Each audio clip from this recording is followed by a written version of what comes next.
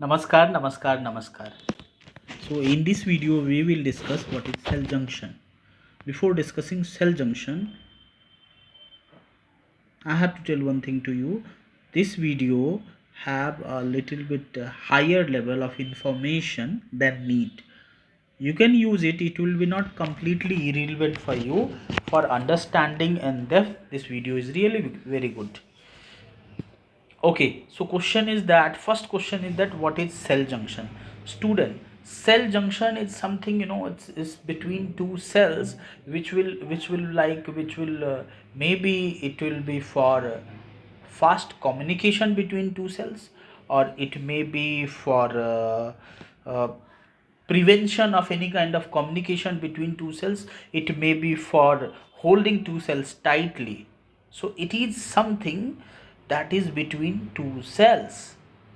Okay, let's start with first cell junction, that is gap junction. What is gap junction? Try to understand it. See, I have one cell A, I have another cell B. For fast communication between two cells, you have to communicate fast, you have to transport substances between two cells very fast. For rapid transport of material between two cells, this cell A and cell B, nature have made gap junction, right? Now this gap junction is made by two structure, that is called connection. Like you see this structure, you see from here to here till here, this half of the structure is one connection and half of the structure is another connection. So two connection will organize and form one gap junction, right? And this connection, this individual connection protein is made by six small protein. That six small proteins are connexin proteins. I am repeating it again. Six connexin protein will organize and one form one connexon protein, and this connexon protein, is like a tube, it's hollow from inside, which will allow transport of substances like water have to transport, minerals have to transport, sodium and potassium and water, amino acids, glucose have to transport, that will be transported through it, and it will transport very rapidly. So six connexin protein will organize and form one connexon, and two connexon will organize and form one gap junction, and this gap junction will allow fast movement of material between two cells. Now question is that where this gap junctions are present. So see, this gap junction, I have explained in this classroom also. This gap junction is present between single unit smooth muscle cells which are tapered at end, right? Fusiform shaped smooth muscle cells. That smooth muscle cells, if you have to transport electrical impulses between two cells very rapidly, very fast, then it will be through our gap junction. Okay, that's why in single unit smooth muscle, all muscles they contract together. Why? Because between two cell transport of electrical impulses will be very fast, so in response to that they will contract together. Okay, second one is electrical synapses. You all know, between in electrical synapses between two neuron very less space present. Like suppose this is end of the one neuron. Okay, this is end of the one neuron and this is end of the another neuron. So you all know in electrical synapses between two neuron very narrow space present, right? Almost negligible space present. So if you have to transport material impulses between two neurons, so that will be through gap junction only. Why? Because neurotransmitter will not release from presynaptic neuron here, right?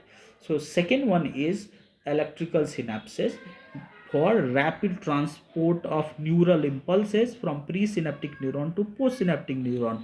Remember it, in electrical synapses there will be no secretion of neurotransmitter, because you all know in the another type of synapse where neurotransmitter releases by presynaptic neuron and that depolarize postsynaptic neuron. Okay, and then it's present in intercalated disc. What is intercalated disc, students? You all know, between two cardiac muscle cells. The cardiac muscle cells, cardiac muscle cells, they have to rapidly and rhythmically they have to contract, isn't it or not? So during contraction and relaxation there will be some stretching between two cells, there will be stretching of two cells, so we have to hold the two cells together, right?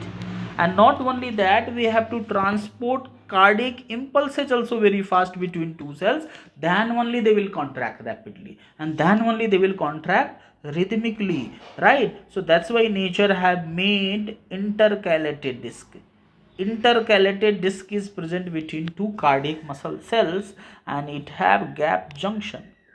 This gap junction allow fast transport of cardiac impulses, right? And it have desmosome also. Desmosome. Okay. What is desmosome? We'll see. This desmosome is the structure which will connect the two cells together. Okay, so this is what our gap junction. Now come to next structure, that is called tight junction. See, the name have only the whole information. Tight junction means it will hold the two cells tightly and it will prevent leakage of substances between two cells. See, it's act as, this is one cell, suppose this is one cell A and this is another cell B, so it's act as, diffusion barrier. It will prevent leakage of substances between two cells, right? It will not allow entry of substances across these two cells. No exchange of material between two cells, and across these cells also there will be no leakage of substances, no illa. Okay, now if we'll see the structure of tight junction, in tight junction you see something I made here, red color and green color. These proteins are actually interacting protein, occludine proteins and cladine proteins, occludine protein and cladine proteins. Okay, and next to that you see in the cytoplasmic site you see some round circular protein present, which I made here by yellow color. That is called zona occludine protein, and from zona occludine protein some filamentous proteins are rising, you see here. These filamentous proteins are actin filament, right? So this whole structure, this whole tight junction will not allow leakage of substances across the cells. Okay, they are present in blood brain barrier. Blood brain barrier I have explained in the regular classes, that blood brain barrier is the structure which is formed by astrocytes. Is it? Is formed by astrocytes. This astrocyte will not allow everything to the neuron. Okay, it will allow only selective things. How? By the help of tight junction, right? So in our blood brain barrier, where astrocyte form blood brain barrier, which prevent all kind of substances reach to the neurons, they have lot of tight junction. Then they are present in our gastrointestinal tract also. My god, see, if you'll see the situation of gastrointestinal tract, it's really dangerous, like you see the inner lining of our stomach have lot of secretion of HCl. So this dangerous HCl, this nasty HCl can cross these cells and they can damage the lining of stomach, isn't it or not? So at one level nature have covered it by mucus.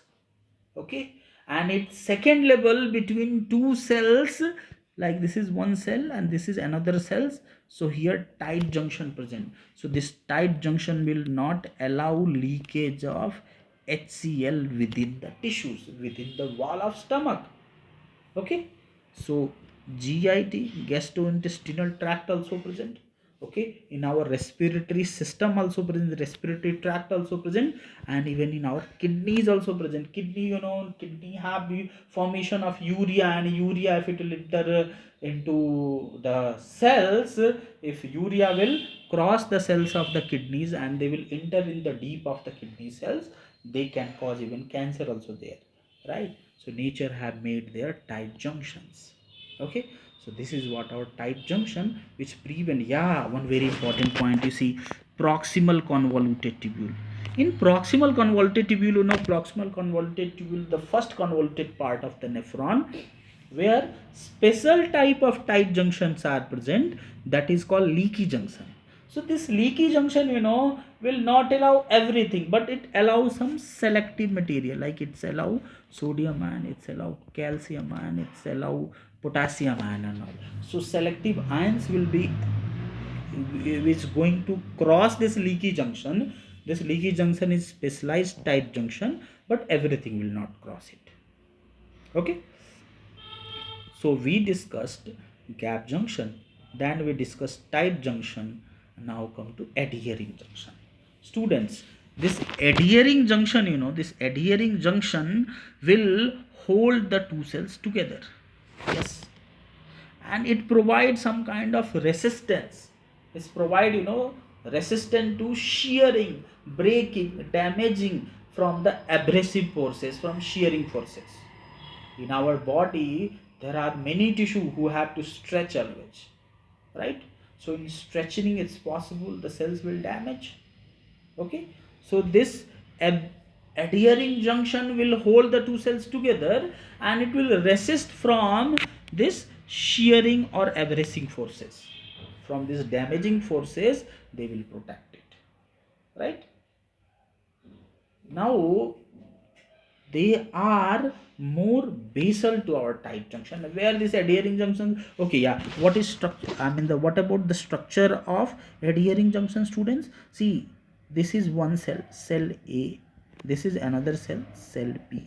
So are you observing some proteins are interacting here between two cells? These proteins are called E-claddering proteins. See, claddering proteins are those proteins who are calcium ion dependent protein. For their action, calcium ion is very important.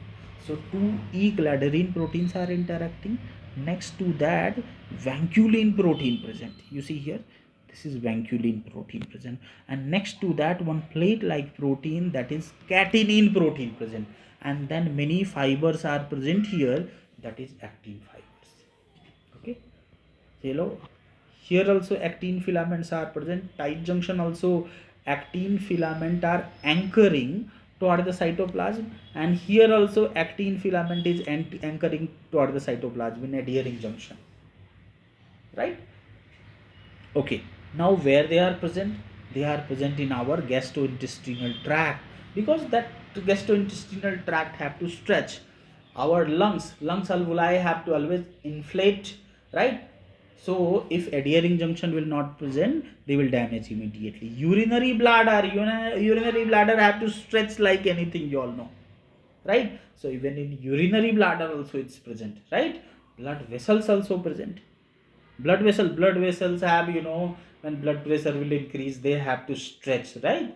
So the blood vessels cells are resisted by that pressure, particularly by this adhering junction. And even skin, you all know, skin is the place for always for some kind of stretching, okay, and abrasion. So skin also is present, right? See, this is one cell, this is another cell, this is third cell, this is fourth cell. Between these all cell adhering junction present. In the case of metastasis, that is happening in cancer. Like suppose this is first cell, it's changed into the cancer cell. This is second cell, that change into the cancer cells. Now in that situation their adhering junction will damage, and when the adhering junction will damage, then these all cells separate from each other, and this cancer cell when separate from each other, they will move to the other location, and that is only called metastasis. If you have studied in cancer, that in cancer, cancers are two types. One is benign tumor and another one is malignant tumor. In malignant tumor, in malignant cancer, malignant tumor, cells have ability, cancer cell can migrate from one place to the another place. So this is how they migrate, okay. So they secrete some protein that will damage their adhering junction, and then they will separate from the other cells and they will migrate to the other location, okay. Then you come to desmosome, students. Desmosome. Desmosome have almost, it have same function like adhering junction, but it is, it will hold the two cells more tightly together. This is the structure of the desmosome. You see, some interacting proteins are present here, student. What are that interacting protein? This interacting proteins are called cadherin protein. This cadherin proteins are two types actually. One is desmoglein. Desmoglein. One second. Desmoglein. And another one is desmocholine. So desmoglein and desmocholine are cadherin protein which will interact with each other, and then they will form desmosome. And this, in the cytosolic phase, if you will see, this the cadherin protein are covered by one plate like protein that is called desmoplakin. Okay, and from this desmoplakin some filaments are rising. These filaments are intermediate filament formed by keratin protein. Okay, so they have also same function. They will also resist to adhering and abrasive forces. Okay, they are stronger than the adhering junction, right? They are present in intercalated disc in the cardiac cells, which will hold the two cardiac cells together. Okay, and then they are present in the skin also. In skin, what they will do, in skin they will connect the two epidermal cell together. In our skin have two layer, you all know. One is epidermis and lower one is dermis. So in epidermis they will hold the two cells together. So this is what our desmosome. Now come to next structure, that is hemidesmosome. Guys, name is only saying whole story. Hemi means half and desmosome, they are like half desmosome. So this is the structure which is not present between two cells. This is the structure which is present between epithelial cells and their basal and their basement membrane. You all know, we have studied in classes that basement membrane have two layers. One is basal lamina, another one is reticular lamina, right? So basal lamina is upper layer which is directly in contact with the epithelial cells, right? So between epithelial tissues, cells and basal lamina, this hemidesmosome present. And this hemidesmosome have, one protein, that is integrin protein.